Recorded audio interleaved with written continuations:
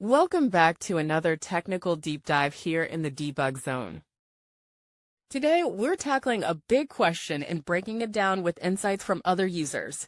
Hopefully this clears up some misconceptions and helps you get the answer you need. So buckle up, stay a little curious, and let's jump right in.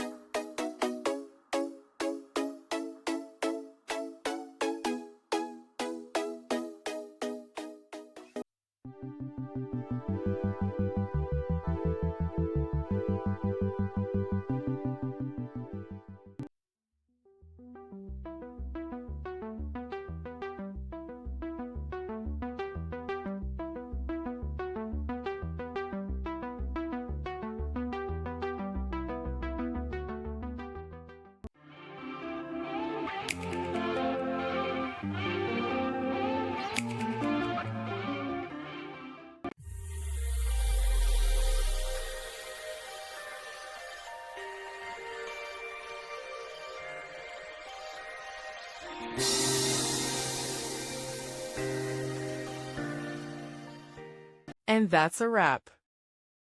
I hope you found the answer you were looking for. If you did, take a second to hit that subscribe button. It really helps out. And let me know in the comments which solution worked best for you. See you next time in the debug zone.